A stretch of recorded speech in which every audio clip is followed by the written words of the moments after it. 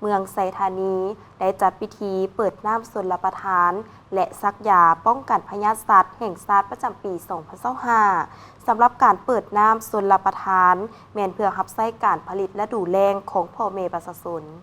เมืองไซธานีจัดพิธีเปิดน้ำชลประทานและซักยาป้องกันพยาธิสัตว์แห่งชาติประจำปี 2025 โดยแม่นองค์การเกษตรกรรมและสิ่งแวดล้อมเมืองสมทบกับคณะเกษตรศาสตร์มหาวิทยาลัยแห่งชาติและอาสาสมัครสัตวแพทย์บ่มีพรมแดนสาธารณรัฐเกาหลีร่วมกันจัดพิธีดังกล่าวขึ้นในวันที่ 10 พฤศจิกายน 2025 อยู่ที่บ้านลาดควายเป็นเกียรติเข้าร่วมโดยทานเวียงคำศรีหาโคตรเลขาพรรคเมืองไซธานีทานศิลปกรพรหมมาไซสี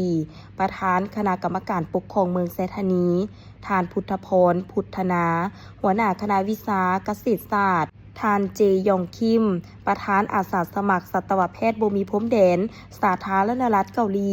มีหัวหน้าห้องการองค์การปกครองบ้านภายในกลุ่มทางอนและพ่อแม่ประชาชนภายในบ้านลาดควายเข้าร่วมในพิธีทานเพชรสวรรค์ปฐมวงศ์หัวหน้าห้องการเกษตรกรรมและสิ่งแวดล้อมเมืองก็ได้ขึ้นรายงานการจัดตั้งปฏิบัติเวียกงานซักยาป้องกันพยาธิสัตว์และเวียกงานชลประทานในระยะผ่านมาว่า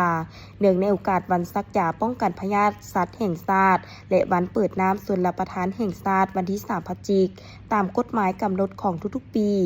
แม่นเปิดขบวนการหลวงของเมืองเปิดน้ำหับไซการผลิตและดูแลของพ่อแม่ประชาชนและขบวนการซักยากันพยาธิสัตว์ตามฤดูกาลมาฮอดปัจจุบันเมืองไซธานีได้เปิดขบวนการซักยากันพยาธิสัตว์ได้ 16 ครั้งสามารถซักยาป้องกันสัตว์ได้หลายกว่า 43,000 กว่าตัวขบวนการอนามัยหลวงของเมืองได้ 19 ครั้งปัจจุบันมีระบบชลประทานที่สามารถรับใช้การผลิตและดูแลมี26แห่ง